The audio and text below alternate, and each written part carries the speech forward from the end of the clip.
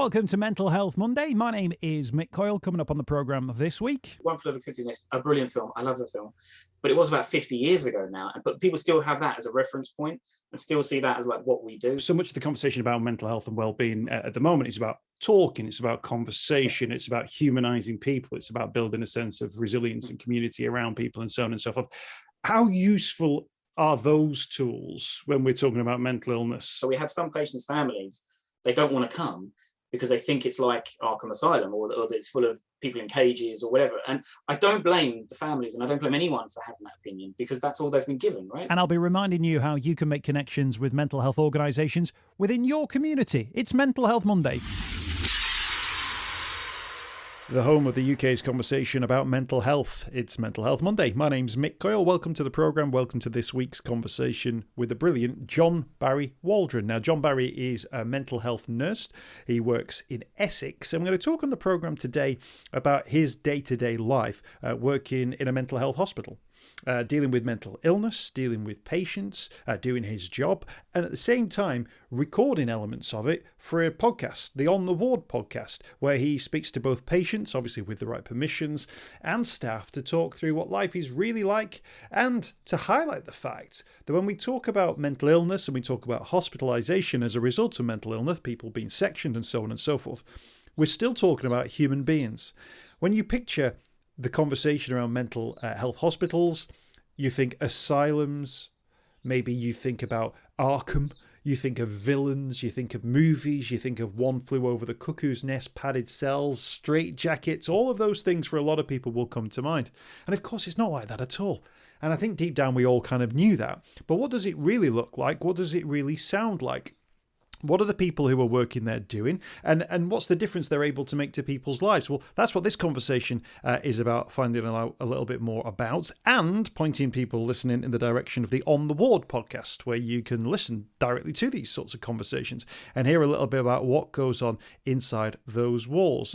Often it's like you imagine like a one-way street, don't you, whereby somebody goes in and is never heard of again, and unless there is some sort of villainous super character from a movie. But of course it's not the case. It's like going into any other hospital. You go in because you need treatment, you get the treatment, and then hopefully then soon you're back in the community, living your life all over again. That's the reality of what we're going to be talking about. So John-Barry is our guest. He works out of Essex. His podcast is On the Ward. There's a link at the bottom of the notes for that one, so you can check that out through the Mental Health Monday write up for this podcast as well. But do find out some more information now. We start off by talking about the differences between mental health and mental illnesses. Yeah, I suppose that's my kind of field, I guess, is mental illness as opposed to mental health. And I know the two are kind of connected, but they are kind of very separate. So I would kind of categorize it as mental illness would be once it's got to the stage where you can't manage your daily living.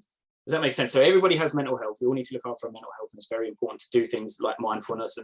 But when it approaches the stage where you can't function in day to day, that's when it kind of drifts off into a mental illness, and that's kind of where I would step in, or the people I work with. Give us a sense of what that system is that kicks in once a mental illness is diagnosed that might lead someone to having a conversation with someone like yourself. Well, unfortunately, the system is very slow at the minute, so it's horrendously backlogged, and particularly with the pandemic, we're going to see even more of a backlog. So I think what tends to happen, people have sort of have symptoms and have problems. They go to the GP. First port of call, the GP will say, "Okay, I'll put you in some sort of waiting list." And unfortunately, then by the time they get to me, what can I say? So once they've reached my stage, so the patients I work with are all sectioned. They've all got really ingrained kind of serious mental illnesses, and they've been deemed to be a danger to themselves or others. So they've gone beyond the stage where they've gone to a GP, they've probably gone to secondary services. They may have ended up in a hospital and not been able to be managed there. So they've ended up in a secure hospital, which is kind of my hospital. And what's happening now, I guess, with the backlog is, unfortunately, we're seeing people a lot more serious a lot later. Does that make sense? So in the past, we may have been able to catch some of these things a bit sooner and be able to get people in, get them to treatment. But now I think because of the backlog and the pandemic and everything, and the lack of resources, people are being kind of left. And then obviously the problem is way worse when they get to the stage where they need to come into the hospital. When we talk about sort of general sort of medical services, we talk about hospitals, people might go in for operations and then they're waiting for a space, maybe in a care home for instance, and it's about moving people on and having they call them bed blockers, but they're human beings. It's not the nicest phrase in the world. How does that sit within that the mental health world, the mental illness world? Or like where are those sort of log jams, if you like? Well, we're getting both ends. So you're right. So it's very difficult to get in. So to get treatment is very hard. So there's lots of boundaries now where people are like being told they're not ill enough, which is like a terrible thing to say to someone. Oh, sorry, that self-harm you did is not serious enough that we can't treat. You know what I mean? So people are beginning to kind of literally knocked away, and then once they're in, getting them out into community teams is very, very difficult. So once someone's in a bed, I don't really know the ins and outs. It's very complicated. But once somebody's in a hospital bed, in a psychiatric hospital, they're kind of dealt with by the NHS. But once they leave, it goes to their local authority, to the community teams. And of course, the community teams are stretched themselves. And so they sometimes don't have resources, they don't have beds for these people to go and live somewhere in like a bed sit or a community or a halfway house. So there's both ends that are being stretched. And what it means is a lot of the time, you'll hear this quite regularly, there isn't a mental health bed in the whole of the UK. So, during the pandemic, they were worried that, there might not be any beds in like general hospital. That happens all the time in mental health. That's like a regular occurrence. There is literally no beds. So if you come in with a mental health crisis, sometimes there'll be nowhere to put you. On a day-to-day basis, then, in terms of the work you do as a senior staff nurse, tell us about sort of how intense is it? Is it about you? Do you have certain numbers of patients that you have to see at any given time? Is it about the rounds? What would I dare say a typical day be like for John-Barry Waldron? But how might it be stacked up? Well, I suppose there is no typical day, as you probably guessed. But I'd say that. So I work in a ward for like 16 patients. This is very tricky for me to talk about. So the whole idea of the podcast is try and make the hospital seem not as bad as people think. But then obviously I have to tell the reality, and sometimes there is lots of incidents. Sometimes there is patients that are really kind of severely unwell and do require medication, do require extra help and extra support. And that can be difficult, I guess. But I guess what I'm trying to say is for the patients, day to day. So they wake up, take the medications, they normally have therapy, they go to therapy sessions, they'll come back, have more medication. And it's more of a structured kind of routine. And the big, huge thing that we have, a huge part of my job is the patients going on leave. So them leaving the hospital just for an hour or 2 hours or going to town or whatever, that's like a massive part of their recovery. And actually, sometimes it's the most difficult things I have is trying to tell patients maybe they're not quite ready to go on leave. So they'll think that I want to go, and maybe that day they've had a really serious incident, self-harm, or they've hurt someone, and me having to tell them no, they can't go. That's a really difficult thing. Straight away, you've challenged one of maybe the preconceptions that people have about psychiatric hospitals, based on the fact that you're there trying to find ways to help people out and about, to get them on day trips. Whereas I think a lot of people presumed it's the padded cells, it's the security, it's the no one allowed to leave their rooms unless, and all those sorts of things as well. And I guess that comes from, that comes from One Flew Over the Cuckoo's Nest and Arkham Asylum and those sort of like cultural references that we've picked up over the years. Absolutely. Listen, you're absolutely correct. And we still see them now. So One Flew Over the Cuckoo's Nest, a brilliant film. I love the film. But it was about 50 years ago now. But people still have that as a reference point and still see that as like what we do. So I don't know if, and it still like pervades now. I don't know if you watch Stranger Things, but the latest season of Stranger Things, in that, which is really good on mental health, by the way. There is some really nice aspects of the way, they treat mental health and about finding your nice place and nice memories. But they do go and visit like a hospital, a psychiatric hospital, and it's a classic old massive building, asylum. And I know it's set in the 80s and things, but it's like a classic version of what an American, psychiatric system is like. All the patients wearing white coats and kind of sitting there doing nothing. And that was the big thing I want to change with the podcast, is to try and show people that the patients' lives don't end when they go into hospital. Yes, they're in hospital, sometimes for a month, sometimes for a long period of time, but they carry on. They have jobs and they do volunteer work and they're helping others. They're doing a podcast. There's lots of things that they're doing, music and art, and their life just doesn't end and then it starts again when they leave hospital. It carries on when they're in hospital.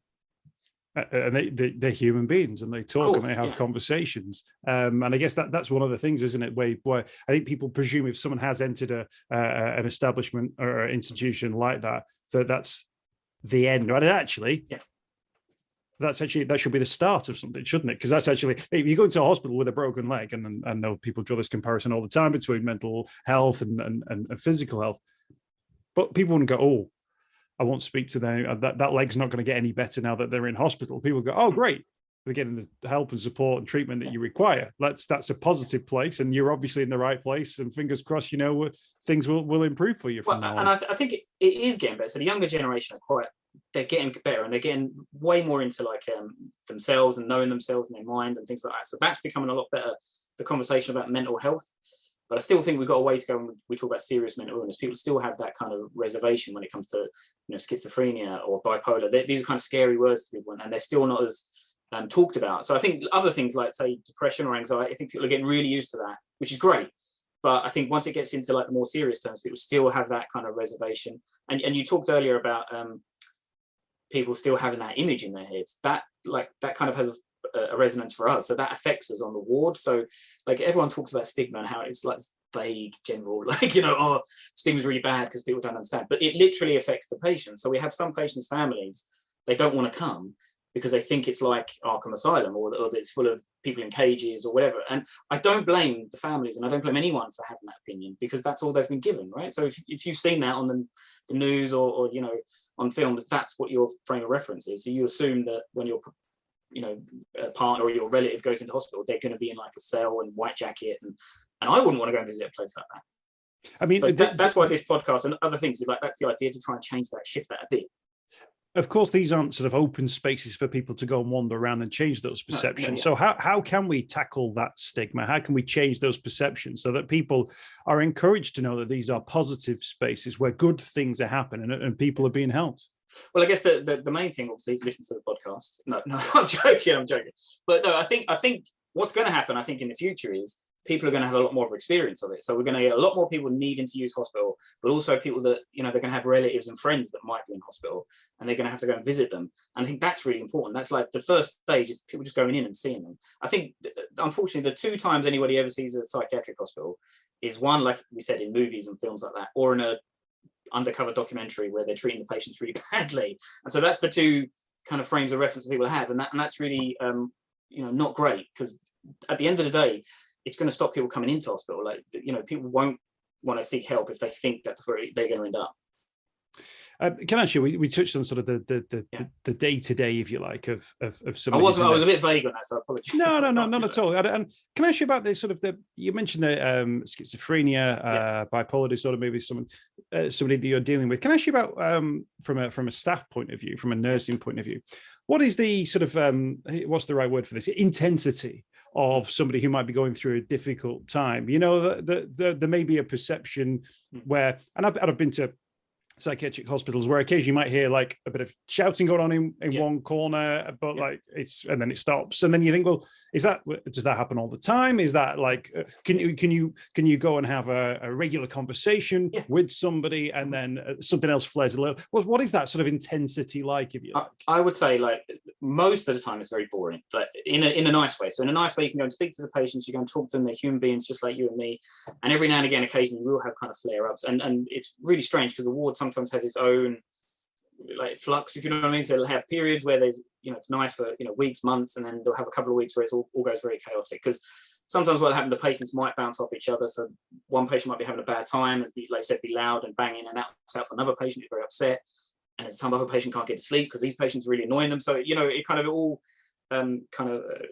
accumulates, but generally most of the time it's pretty calm, pretty settled. And then every now and again you just have a flare up where a patient will be very upset about something, very angry about something. I'm not giving away anything by saying there was a patient on the podcast who talks about when he was really in his like worst state.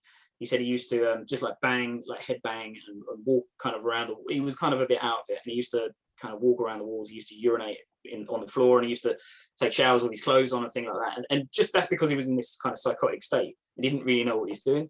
But you would have moments of lucidity. So he would come out of that and kind of start talking to you and just talk to you about football or the weather or music. And that's when you've got to get them and try and talk to them as much as you can, because they're the bits that are going to help them when they do go back into that bad state. You mentioned medication at the start, and I'm sure that you're sort of absolutely thorough in terms of making sure that's all happening. But have you found through the work you've done that actually, so much of the conversation about mental health and well-being at the moment is about talking, it's about conversation, it's about humanizing people, it's about building a sense of resilience and community around people, and so on and so forth. How useful are those tools when we're talking about mental illness? Obviously, it's not going to be exactly the same because there's things like medication involved, but those sort of trends, if you like, towards hobbies, activities, getting them involved in different things? How useful are those within a psychiatric hospital? Extremely useful. So it's a bit like they call medical nursing is like, science, and they sometimes call mental health nursing more of an art. And I know that sounds really cheesy, but sometimes it is. So trying to find the one thing that patient really connects with and really likes is kind of half the job. So once you find out something that patient really likes and really connects with and really enjoys doing, just do that, because that helps them. Obviously, medication is very important and therapy is very important, but that little bit as well. Again, on the podcast, there's a guy who he does music, so he plays music and things like that. And when he goes to his music sessions, the music person who's there doing the music says that he'll often talk about, really deep, kind of meaningful conversations that you wouldn't have with his therapist. So we'll have psychologists on tap, we have loads of people who will talk to him and he won't talk to them. But when he's doing his music, he will open up and talk to them. Does that make sense? Because maybe he's a bit more comfortable and he doesn't see it as like a sit-down session. It's more of something he's enjoying to do, and he can write down his thoughts and feelings and things like that. So really important that they find something else that they can connect with. Do you find when those sort of moments of sort of lucidity, if that's the right word, come, that the sort of the walls kind of drop down a little bit, that you can then place someone, you can picture someone then and think, well, actually, this is someone who I could imagine moving back into the community, or, who's got a future which might involve things like, the job or the volunteering work and all that kind of stuff, in a way which doesn't involve you having to deal with them on a day-to-day basis, or doesn't have to involve them, being a regular patient within this hospital. Yeah, I mean, again, very cheesy, but like hope is a huge thing, right? So if you see someone who has just that little bit of window where, they're doing okay and they're doing well, and you have that hope that, yes, this person can turn it around. And I mentioned that guy at the start, that he was one of the worst patients I ever saw. He was like, we generally thought, I don't know if this guy's coming back. And now he is back and he's out and he's, he's in the community and he's doing lots of volunteering. But he comes back every now and again to do like talks for people. And he's like completely transformed his life.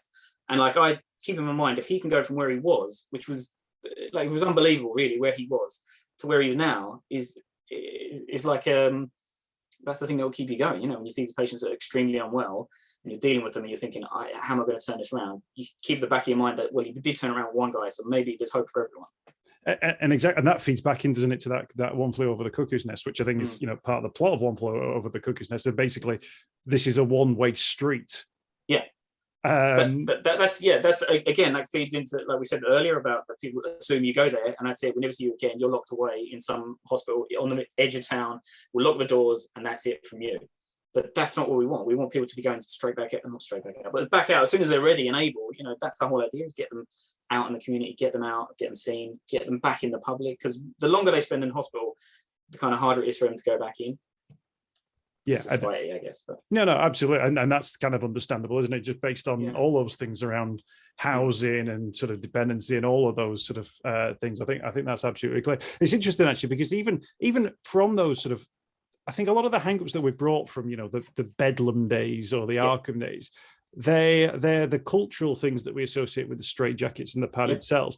And yet, actually, if you go back and look at some of those establishments at that time, a lot of them had like theatre programs and gardening programs and sports day programs as well. That those things were actually very much part of that, and like that world, even though we kind of forgot about it and pushed it to one side. I shouldn't really ask how old you are, but I don't know if you're probably. I'm 40. I'm 40. Right. So yeah, similar to me. So, but like back in the 80s, like my mum and dad were both nurses, and they're both mental health nurses.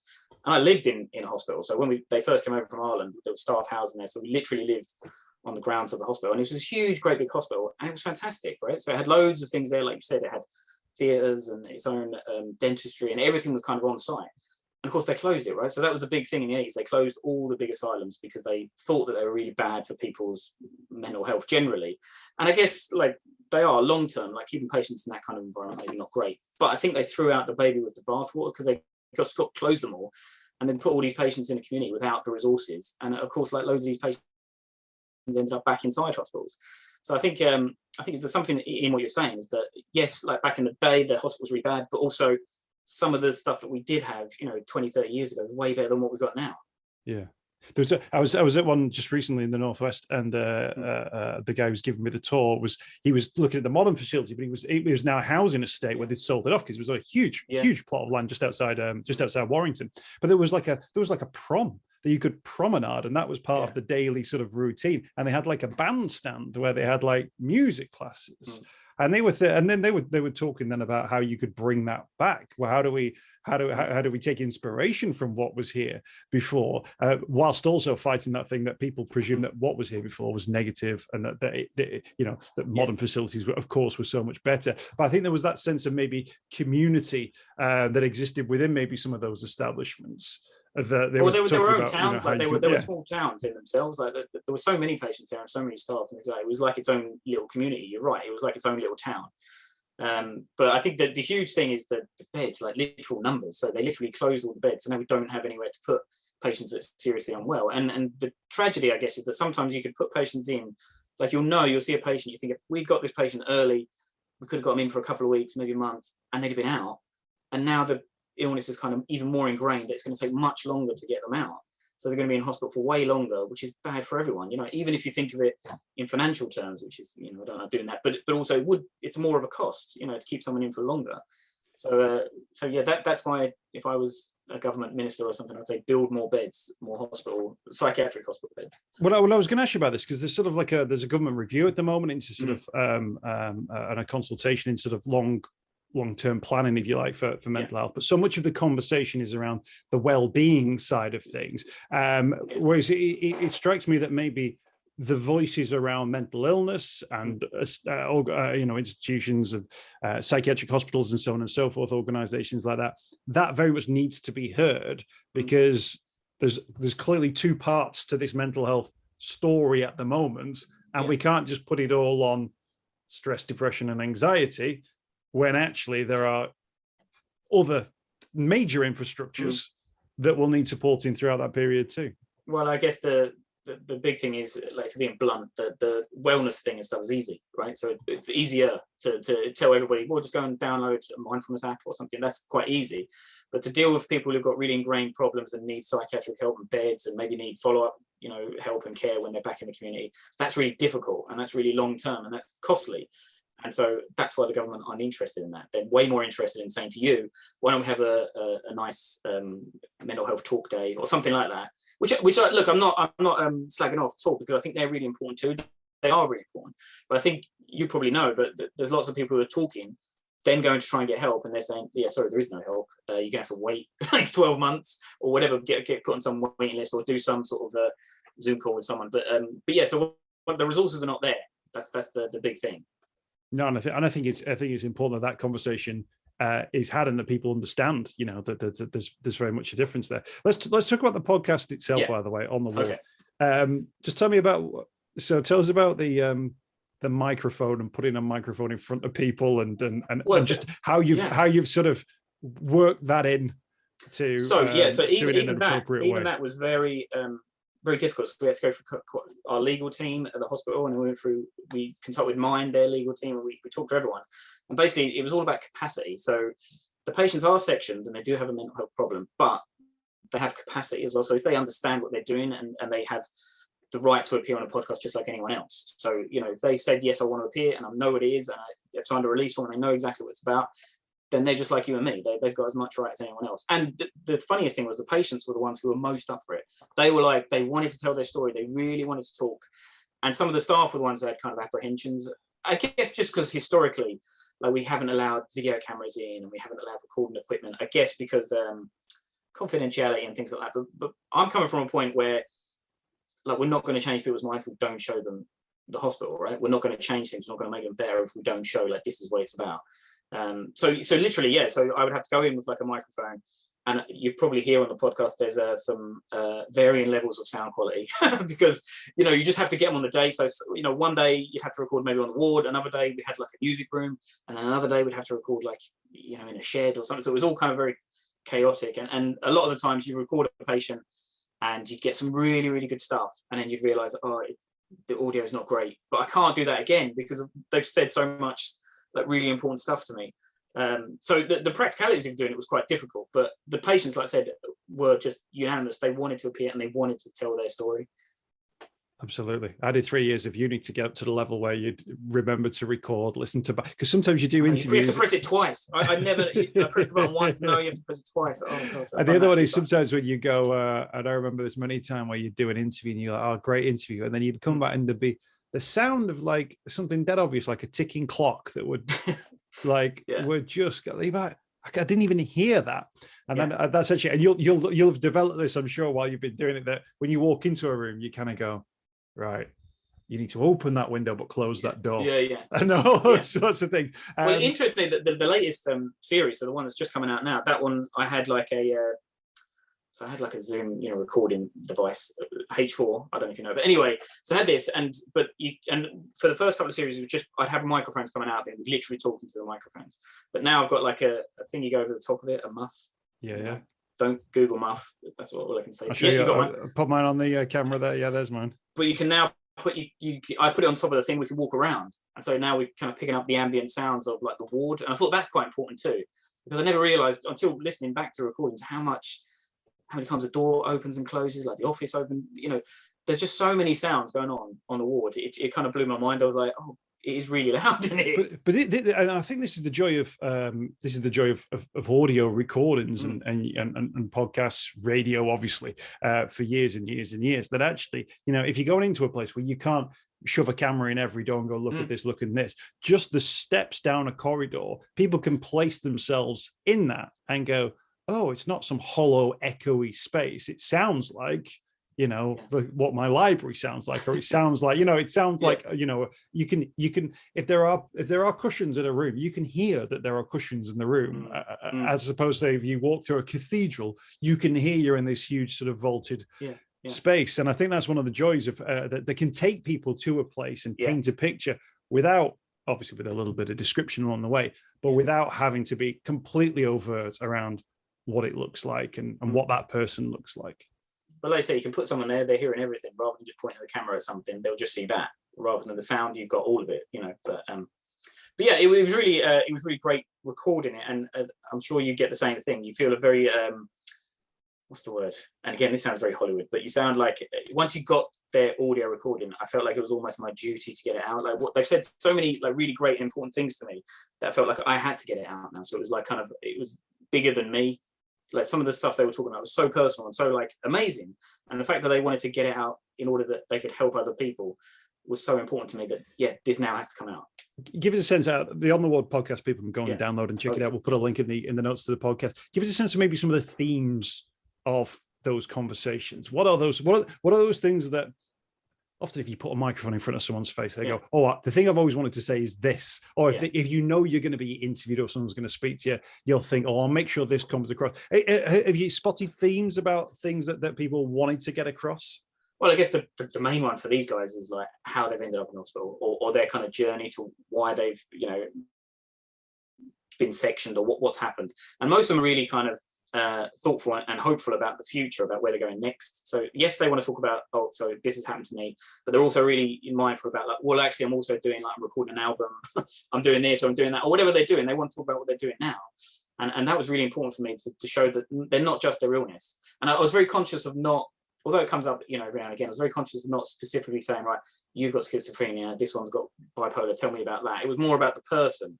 So kind of take away the diagnosis a bit and talk a bit more about like, what does it actually mean to you to hear a voice, or what does it mean to you to have this psychosis? What happens when that happens? And they were really articulate and really kind of brilliant. And I don't think you can get away from hearing it from the actual person. Like I know maybe you can read transcripts and you can read books, and sometimes you can talk to people that have left hospital, but to get it from people who are actually still there and still living it, I think is like really important.